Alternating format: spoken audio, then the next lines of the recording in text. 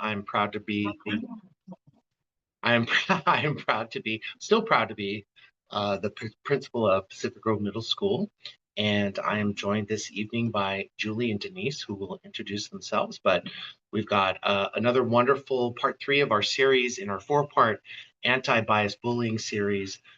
Tonight's going to deal with families in the school and kind of the connections between the two.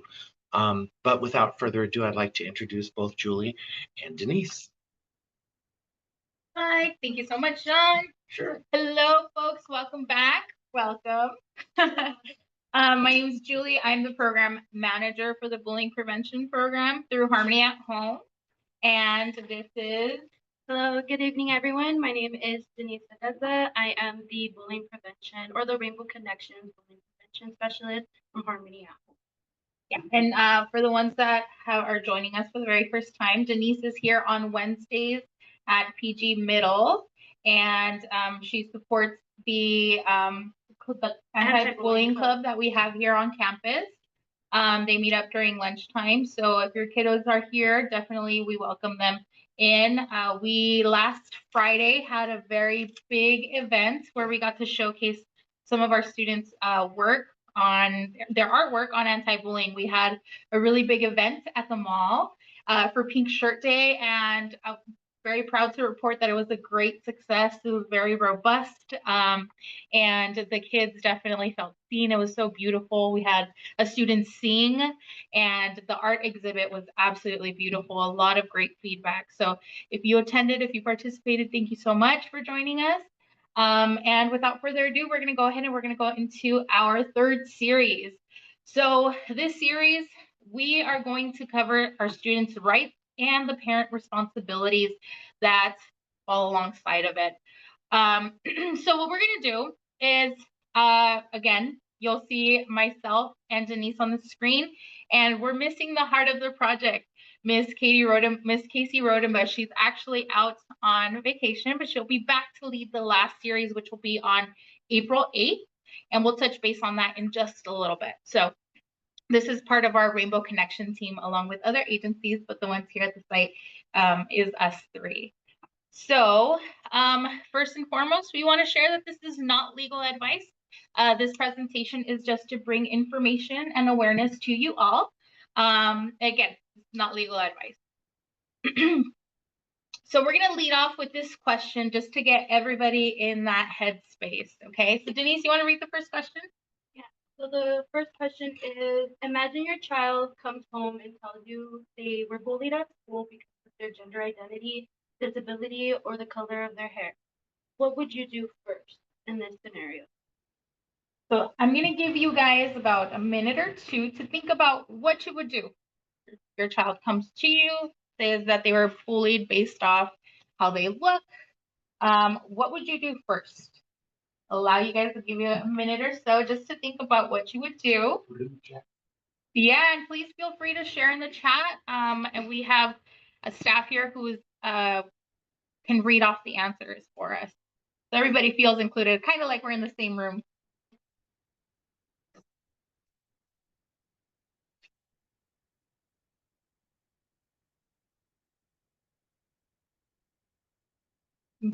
I agree. Agreed. So yeah, we had someone in our audience share that they would open up the conversation, right? Find out more. What is it that happened, right? And I want to take it back to the first series that we had where we talk about what bullying really is, right? Because oftentimes what ends up happening is we confuse bullying maybe for a mean moment or conflict or maybe teasing. And it's important that we remember the definition of bullying. And that is that a student with higher power, stronger, maybe bigger in a group is exhibiting this behavior repeatedly, right? And then the other child who is being targeted is having a hard time defending themselves. So really knowing the difference between bullying and someone who's maybe just having a bad day, because we've all had a bad day before, right? It doesn't mean that it's quite bullying if it's just happened once. Yes. People online saying, listen and validate their feelings. Listening and validating feelings, agreed. I would start with when does it happen and talk to an adult. Yes, yes, yes. We always talk about the anti-bullying rules and how we need to make sure that we are communicating with someone at home and at school, right? So yes, checking in and making sure that that's being communicated to somebody else at school, right? And as parents, we want to make sure that we maintain our 3 C's, right? Cool, calm, collected, right? Because as they're delivering this information to us, sometimes we can just react and scare our child out of sharing more information because of how we are reacting and responding to what they are sharing with us, right? So, Denise, can you read the definition of bullying for us, please? Yes, so defining bullying is a repetitive act of purposely harming an individual or group, and it can include being physically or socially, verbally, or emotionally attacked. And there is an unequal balance of power, meaning that the person that is exhibiting those behaviors has more likely to have that control over the targeted person. And do we understand the clear definition, right? Because a mean moment and bullying is not the same thing. Bullying, again, is the key word on here is repetitive. It's a repetitive act, a repetitive act. So it's happening more than once, right? And then also it's an unequal balance of power. That's also a big key.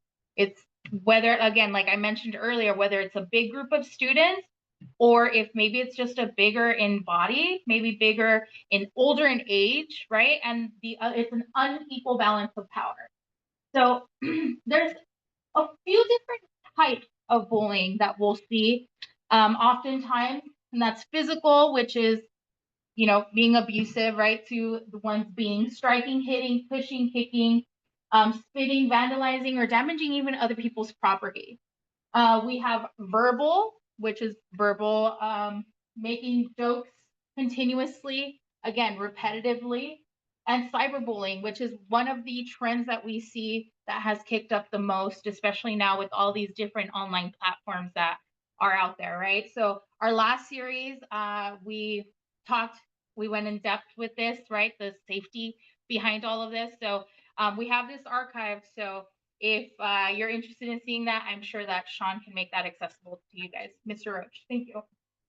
And then there's bias-based bullying, where we are targeting our students, making racial jokes, saying slurs, and that's always a fine line, right, between bullying and then it turning to harassment. So we're going to go ahead and we're going to go into our California laws that we have. And I'd like to start off by talking to you guys about Seth's Law, Action Bill 9. So Action Bill 9 came into place back in 2010 when a 13-year-old student who was out was constantly being bullied at school. At home, he was accepted and loved for who he was. And but at school, they failed to provide a safety plan for him. So he was continuously bullied. And when his mom came home from school one day, unfortunately, Seth had committed suicide. So then that sparked the power in the mom to come up with Seth's Law, which encourages and pushes schools to line anti-bullying policies to fortify the teachers' knowledge to know how to stop a bullying incident. So then we will go on to California Ed Code Section 201, which guarantees that all students possess the right to an environment deviate of discrimination or harassment. And what's important to know is that there's over 40 laws that that talk about anti-bullying, especially here in California. So our students are very protected here, and every student deserves the right to come to school and feel welcomed, to come to school and be and participate in activities and day-to-days without that feeling of there being a repercussion of another student bullying them, right? Or a picture being taken. And I know that certain schools have a 0 cell phone policy, which helps so much with that. That's right, that's right. We have California Section Ed Code 220, which schools must protect students from discrimination based on their gender identity, their expression, sexual orientation, race, ethnicity, disability, and a couple of other things that fall into that.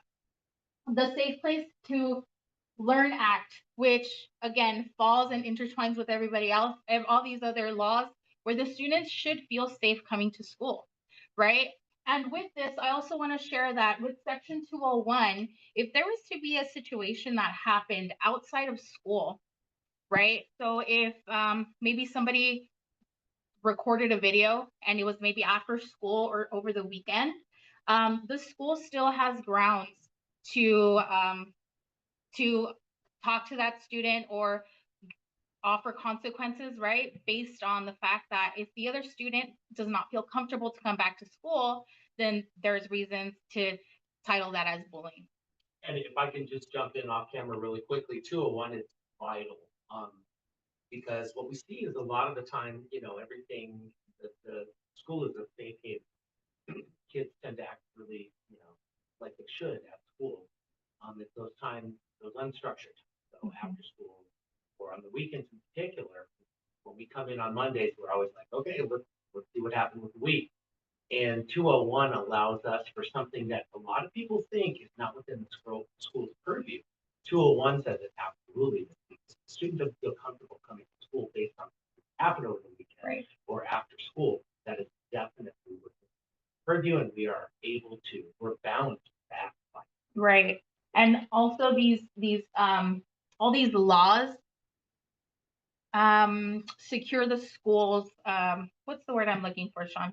It holds the schools accountable, right? And that's a big part is the schools holding, the kids are coming to school to learn, and the schools also need to be held accountable to ensure that these students have that safe space to learn, make sure that there's safety plans in place. Absolutely, and I think at the same time, it holds students accountable. Mm-hmm. There is no anonymity on the weekends, right? Right. Because if that affects somebody and they don't feel comfortable coming in on Monday because of all this icky stuff that happened over the weekend, well, that's something we could definitely act on because, it's safe, right? Right. Every student has the right to attend school feeling safe and secure and wanted.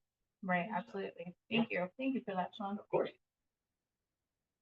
Okay, then we're going on to our student privacy rights. So I'll go ahead and I'll let Denise kind of take the floor on this one. Yeah, so these are our student privacy rights. We have the AB 1266 School Success and Opportunity Act, where it ensures that transgender students in California can participate in school programs or activities without being discriminated against.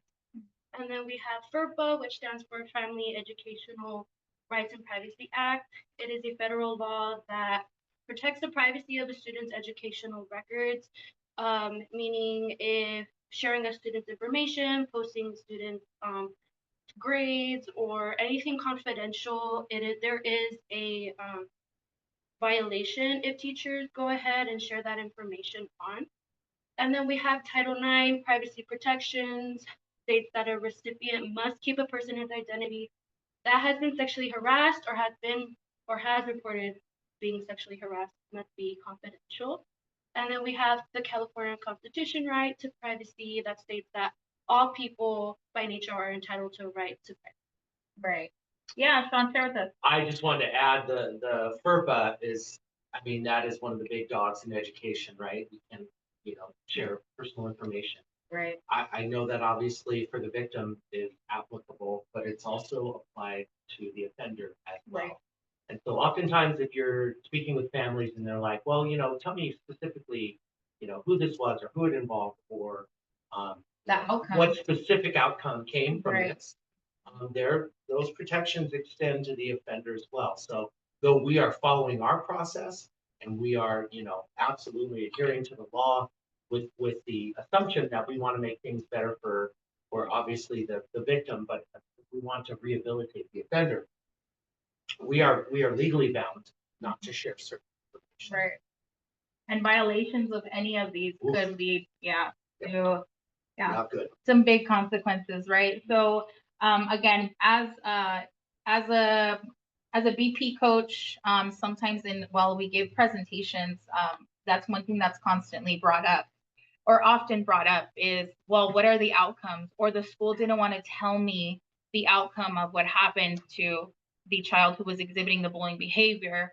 And again, it's for privacy. Sometimes we don't know what that could translate to later on down the road, right? If there's a parent who's just very upset that their child was hurt, if information is shared, we don't know what outcomes can come of that, right? So this is to protect both parties.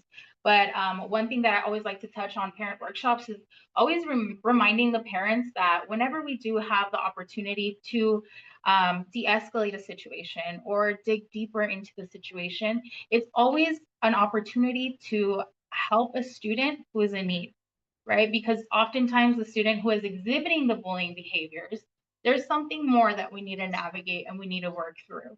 So it's the constant reminder of these are both students, right? This is an opportunity for them to learn, whether by empowering one and the other finding out what the root of the situation is, right? So yeah, we'll go on to a little bit more into that coming up. So there's legal ramifications, right, to bullying. And Denise, go ahead and let's talk a little bit about what school consequences are like. Yeah, so if a student is exhibiting the bullying behaviors, these are some of the school consequences that comes with it, which is the suspension or expulsion. We have mandatory counseling behavior, which is or intervention, and that's where the bullying prevention coaches come in, where we go ahead and intervene with the students that are having an issue at school and there's conflict going on, and we try to see how we can figure out a way to help de-escalate the situation. I always try to make sure that when I am just having a meeting, a one-on-one discussion with the student that's exhibiting that behavior, I like to reassure them, like, when they come in with me, they're not in trouble. I always try to, see what I can do to help them learn how to not show those behaviors and how to respect the individual or the student. But yeah, that's just part of what some of these intervention services that we give as the BP coaches. And then there's also the loss of school privileges, and then as well as transfer to another school. And that's at extremes, right? Like the transferring is, yeah, that's definitely at extremes. And to touch base a little bit more on what Denise was sharing. So Denise at our site, she is a tier 1 support, which means that that's like at a prevention, right? So it's as a big whole. And then Denise does an assessment with the student. Like, does this student who's exhibiting the behavior, do they need additional support? Do they need additional help? And that's where we escalate it to tier 2 or refer the student to tier 2. And tier 2 is a smaller group, right? Smaller group of students. What was that? More intensive. Yes, and more intensive, right? And tier 3, that's where we go to, all right, we need eye to eye here. Let's sit down, let's refer this up to somebody else who can really support the student as they need it, right? So different, just so everybody understands the different level of support. Denise is always the one to come in with the social emotional learning part and the preventative part, right? Providing a safe space. Sean, you wanted to share something? Please do. I just want to add on to that the school consequences is a wonderful menu. And within that menu, it is pretty subjective. There in Ed Code, there's something called 48983, which is if this happens, then it's an automatic suspension / expulsion, that kind of thing. This would fall more into a subjective. So number one, I would recommend that everybody, all the PGUSDers online, check the district website for the disciplinary matrix, which is available to everybody. Mm-hmm. And what that does is that allows you to see the menu of options that administration has in dealing with certain issues. Number two, as a district, we're really learning a lot about and employing restorative justice. Restorative justice. And yes. restorative justice is wonderful because in the old days, when you and I were in school, it was a very kind of a binary if-then type of thing. And it was punitive in nature and really didn't get at the crux of what's going on. Whereas a restorative approach really takes a look at the behavior, what's at the basis of the behavior, with the goal of not repeating that. So you really got to get to the nuts and bolts of things. That's different with every student, because Right. every student's background is different, and whatever the student's going through is different, but the goal is to stop that behavior. Right. So it doesn't happen again. Exactly. It's a social emotional learning part. Absolutely. Yeah. Yeah. I echo that. And that works really well with the older students, right? With middle school students, it works really well. With high school students, it works really well. With our littles, it works really well when we're doing the prevention, right? Because they're understanding the language, how to set boundaries, how to ask for space, right? And it's teaching them that it's okay to ask for those things, right? Ask for space and boundaries. So yeah, thank you so much for sharing that. Sure. Sharon.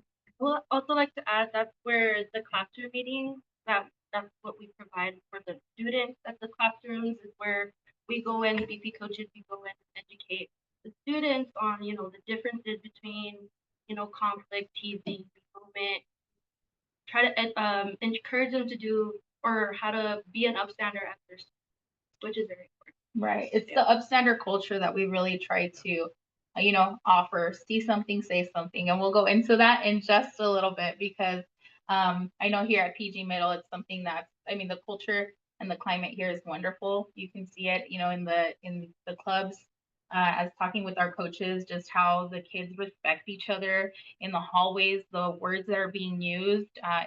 It's really great to hear. Yeah. Great job, Sean. Well, yes, and there's always room for improvement. Always, yes, absolutely. Absolutely. I agree. But it's also highlighting what's working as well. So go for it.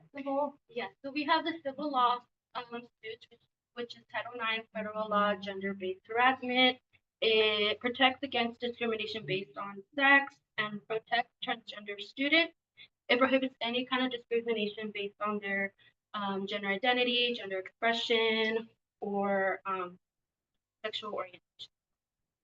And then we have the Raw Civil Rights Act, protects individuals from violence or any kind of intimidation based on their perceived characteristics, race, as well as any identity that they have. Okay. Protect.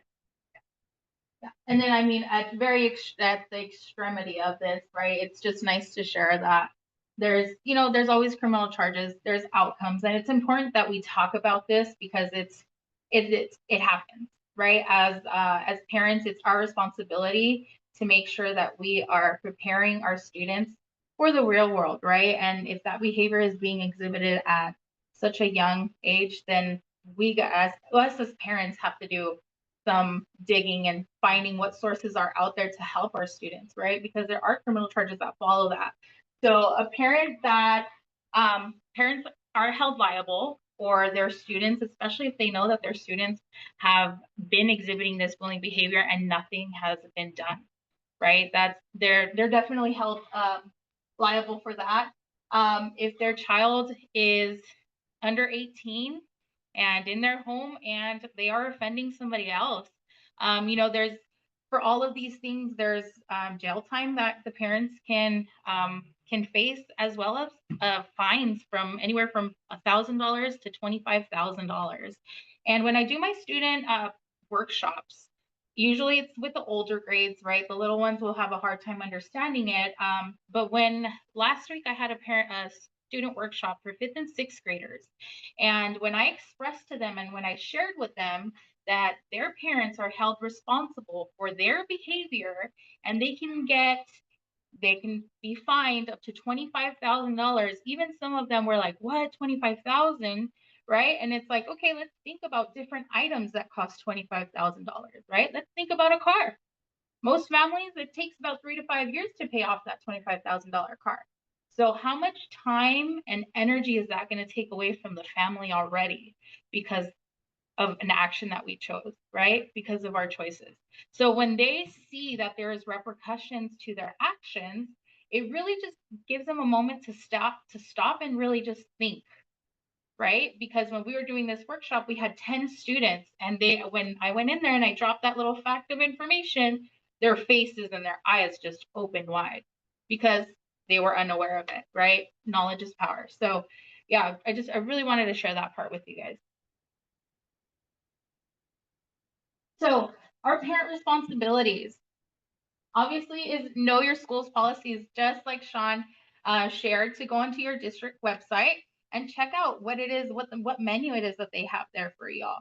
It's very important that we understand all that, because we as parents need to be documenting and screenshotting if we see something that's inappropriate, because there's a level of hierarchy that we need to escalate the situations. We can't just go right away to the top, right? We need to make sure that we address it to the parents, or excuse me, to the teachers. Parents are addressing it to the teachers. Teachers are then escalating as needed before we go to the top, right? It's just a platform, and there has to be documentation in order for it to be held as bullying, right? Because if it's a one-time thing, it's maybe not gonna get as much attention as you probably feel it deserves. Okay. And then documents and reporting. Sean, do you want to talk a little bit about that? Yeah, I mean, I love what you said about the screenshots. If it's something that happens cyber-wise, it makes it so much easier for school administration to research and to be able to kind of talk to students about what's going on. So I think it's a huge thing. Reporting incidents is, we've got a number of ways at PG Middle to do it. As you guys can see, we are a see something, say something district. So that QR code, if you guys want to snap on that, those are posted all over school, in the hallways, in the office, everywhere you go. And it's a really neat 24-hour day, 7-day a week, 365 days a year, anonymous reporting where you can give us vital information without the fear of repercussions or anything like that. It's very, very important. But what the vast majority of our kids do, and I think because they're comfortable talking to a trusted adult at school, is they fill out a green "I want to see" form, and they circle either myself or Mr. Giovanni or our counselor, Ms. Ginez, and they come and report things. And they come and say, That's great. this happened, that happened, I listened to this. They could either be a party to what's going on, or they could be somebody who overheard it. And a lot of times kids that overheard it, who aren't quite at that upstander level yet, but they want to do something about it and they're comfortable doing that, they will come to us and talk to us about that. And then we begin our kind of investigation of what went on. The big thing is, either way, first of all, as a school, we strive to have every student at this school have one trusted adult they can come to and talk to about it. That is vital. Number two, if that's not the case, or if it's something more dire, like somebody says they want to hurt themselves or something like that, then that is the best way to do it. So I get notified at 2 a.m. Right. I get notified at 5 a.m. And not only myself, but our assistant principal, our counselor, and even our superintendent. Right. So there is a long list of humans that are able to pick up on this and act on it immediately. So it's really about sharing information. Don't sit on things. Right. Be communicative. And even if you don't stand up at that instant, it's vital that you say something so that we are able to act. Right. Because that's our job. And I love that there's more than just one person who's being contacted. Yep. Right. Because at a previous workshop that I was doing, it was also shared how many people were contacted in the instant, right? The moment that report is filed, which is important for, for parents to know as well, right? There will be someone looking over that situation. And again, the Action Bill 9, all these other ed codes help that, support that, right? So yeah, thank you so much for sharing. For sure. Yeah, and then so knowing where to get help. The school is a great place. If you have resources, students have resources here that they can go to, right? Just like Sean shared, he wants every student to have one trusted adult that they can go to. So as parents, I think that's also something that's really important for you all to know, that you guys can come to the school and ask, what other resources can I offer if my student is being targeted, or if my student is exhibiting that bullying behavior, right? That's a big. I agree. And then always constantly keeping up with that communication. Always keeping up with that communication. Even if it's not your child being targeted, maybe they see somebody who is. And just having that ability to talk to your child about what's going on, I think will go in the long run, right? I think it'll go a long ways. And again, the QR code is found all through the school. So yeah, feel free to use it as needed. So we're going to go into a couple of scenarios. For everybody who's online, please feel free to respond via the chat. And then everybody who's here in the room, we'll just kind of do a little breakout room, and then we'll come and share at the very end. So Jake, a 14-year-old student, had spent months mocking Ethan, a quiet classmate with cerebral palsy. One day, he decided to take things further. As Ethan walked to his locker, Jake shoved him from behind, sending his books scattering. Laughter erupted from the crowd, but Jake wasn't done. He pulled out his phone, hit record, and shoved Ethan again, knocking him to the ground. With a grin, he turned the camera on himself and taunted, "Welcome to the Ethan Challenge," encouraging others to do the same. Within minutes, the video was uploaded to social media, spreading like wildfire across the school and beyond. But what Jake saw as a joke quickly turned into something much bigger. So having that scenario in mind, what are some legal consequences that could follow Jake's choices of action? So again, take the time, take a couple of minutes to just kind of break this all down, because it's a big one, but it's not something that doesn't happen. And I know it's kind of like in your face, but this is what's going on, right? And we need to understand as parents our responsibilities and what actions can follow. Okay, so we'll go ahead and give everybody a couple minutes and break. So it's a big, so. Right. And I mean, It even, is. right, that's when we were talking about it earlier, he was like, "Oh, I did, I was like. but it is happening," and I think that if we aren't bringing it to life, because what it is we're uncomfortable to talk about it right now. It's uncomfortable, but in order for there to change, we need to talk about the uncomfortable, right? And so that's why this scenario and the one that's to come make you feel a little uncomfortable. So let's point out a couple of the things, right? So we have one, he has a disability. Yeah, Ethan has a disability, right? And then two, the physical part, the physical assault, right? Yep, that's one. And then so that's one thing, that's legal. And then there's another keyword on here that, or a key action that he did. He recorded it and he uploaded it. So now that's cyber on top of that, right? If this student went to a customer, they made it, yes. They made it into a trend, yes. So there's a lot.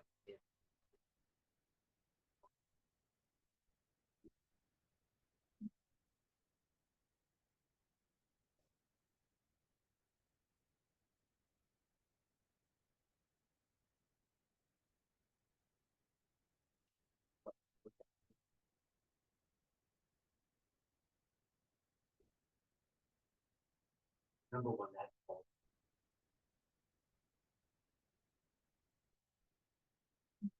Number two. False.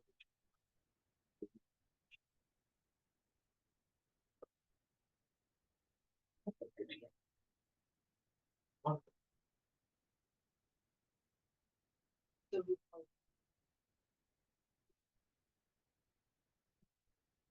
we have a list of error notification.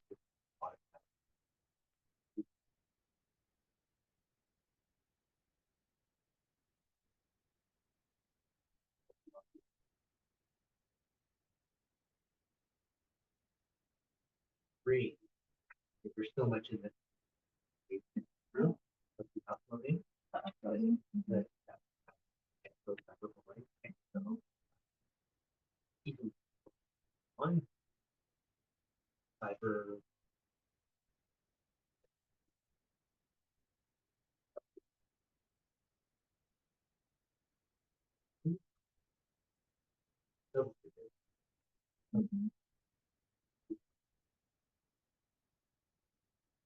There's a wide range of different ways Exactly. based on what it was. And based on how admin Absolutely. right? Absolutely. Because also Jake Oh, Jake is also experienced. I don't think he definitely doesn't understand the severity of how this can affect him in the long run. Right. Because this is going to drag on for a long time. Well, and It's out there, right?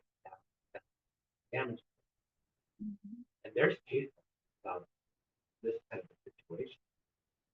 I think last time.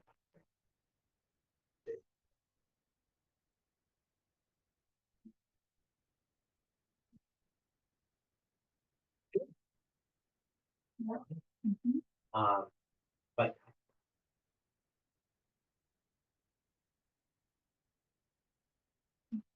well, I would have liked Jake a bit more. Right.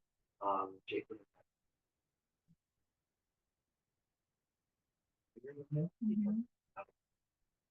Right. This is not. Right. So he would have been on our radar. We would have been on well. And see what's the reason.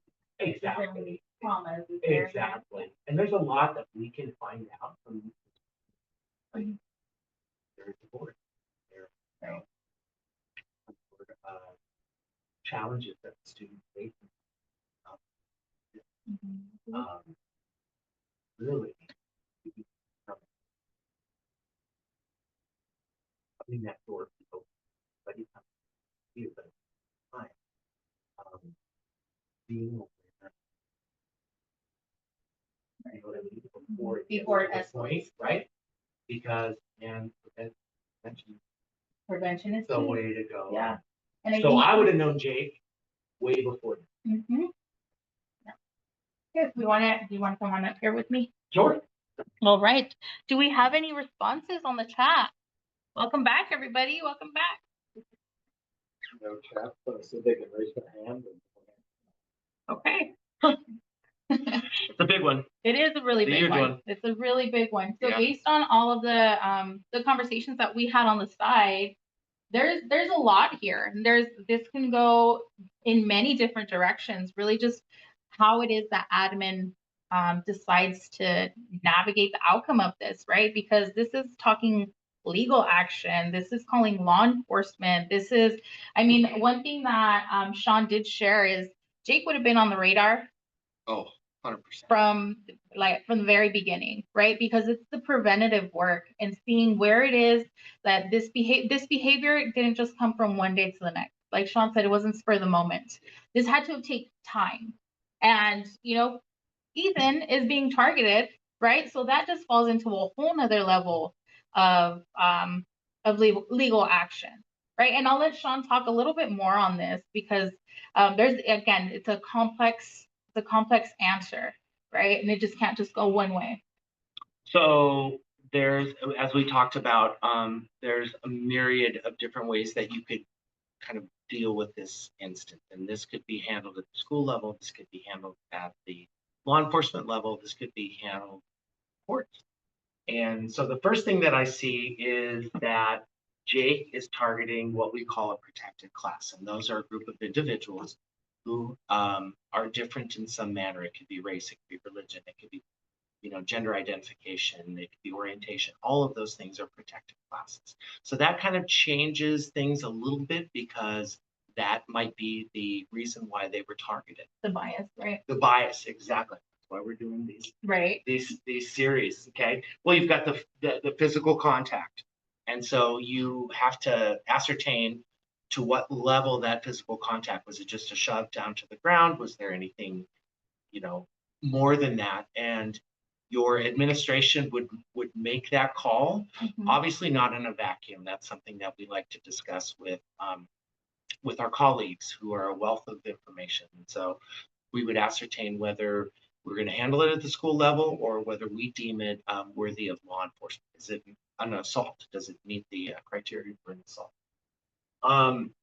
The cell phone, the recording, the putting that out there, that's an ed code as well. That's cyberbullying.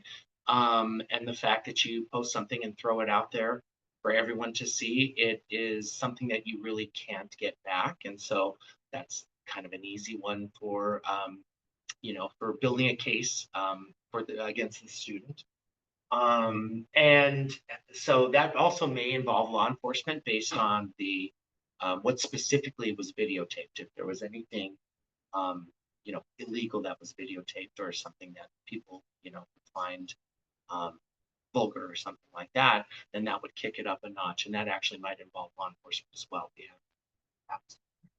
The last thing is there's a civil component to this, and so if by posting this video you're affecting a student's ability to, say, get into a college or to find a job, or if the student's house is targeted for some reason, then that family would be entitled to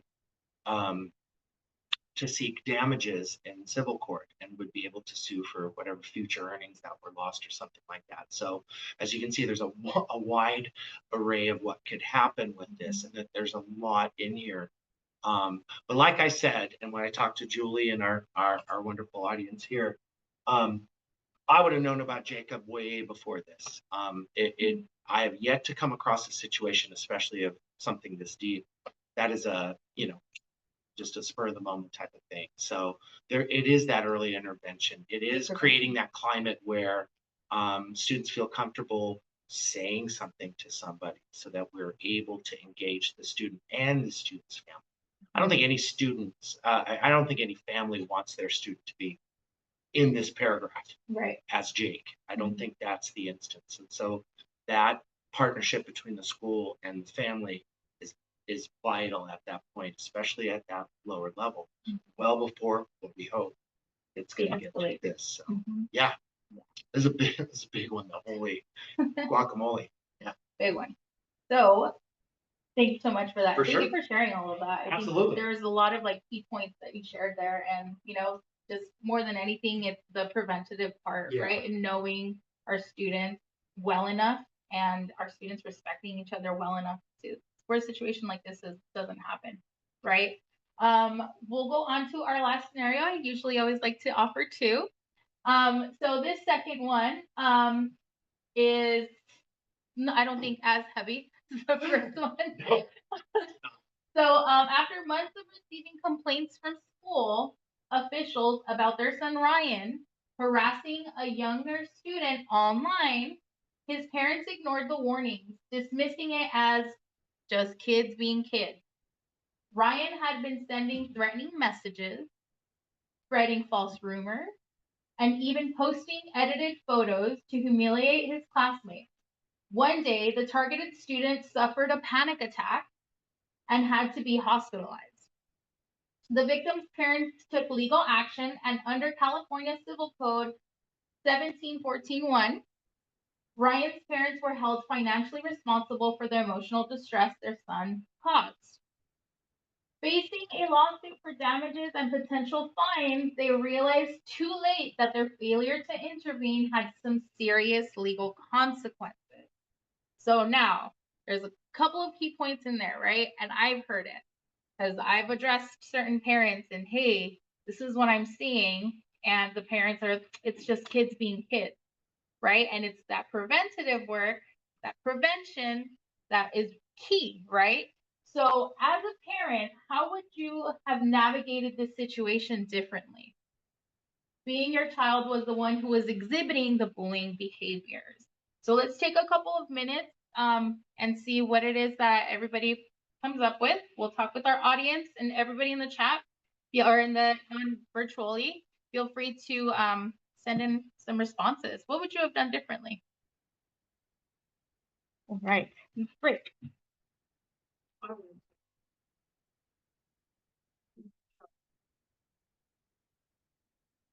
Okay.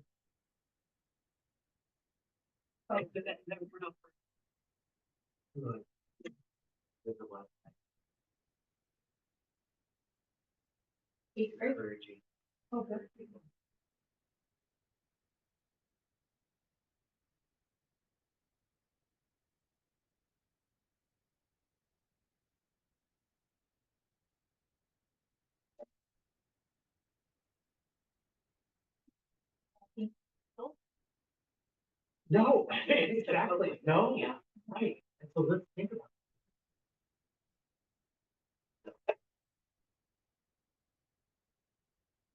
Develop, yeah. So, thought that- because so that's why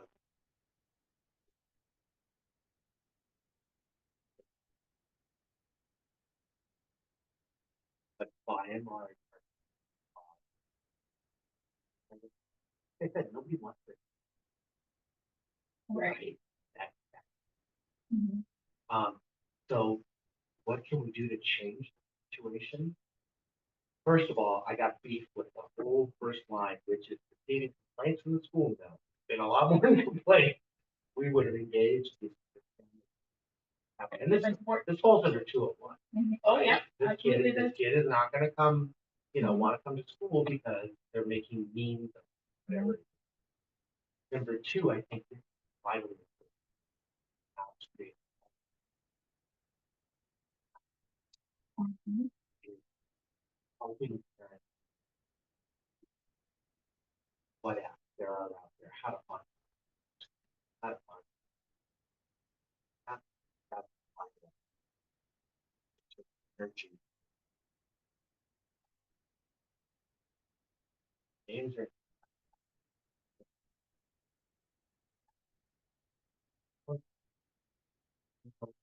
for Sure. hours, and Mhm. they don't know where Mhm. And who is coming into their house? they're right. So that's what it is. Well, and not even just this goofy guy, right? It could be somebody else. Check them up online. That's- Say, that's hey, you exactly want to what be, I'm you know what I mean? You especially on these games. You don't know who anybody is Right. online. Yep. So, And there's one really big thing that with this, I really wanted to talk about was, when your child is the one who is exhibiting the bullying behavior, it's really important that we don't, add to it. yeah, Add or and- double down. Right. In order for a child who is being bullied, the way that you counteract it is with love. Yeah. And identity. Yes. Right. Yeah.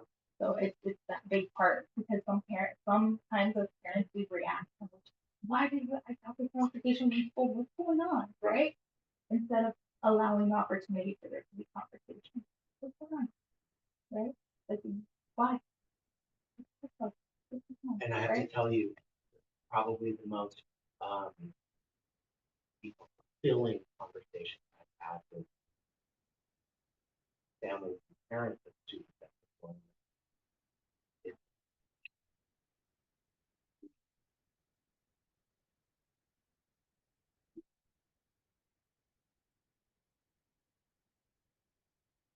and there's a myriad of reasons, right? I want to fit in, I want to look cool in front of the kids, Right. all these kinds of, and I get that. Normal for this age group, completely developed. That being said, there's other instances where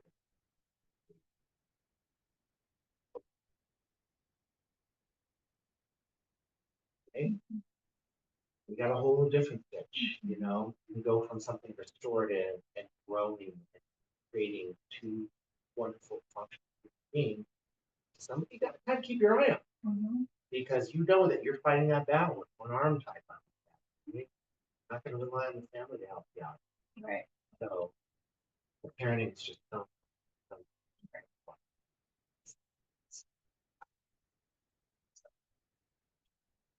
And I feel that especially like this age of going into high school, Boy, kids are very outspoken and Yeah. parents like this is know the what they're time to here get them. for. Yeah. Elementary is the time to get them, but I mean, he's got to go from from kindergarten all the way up, man.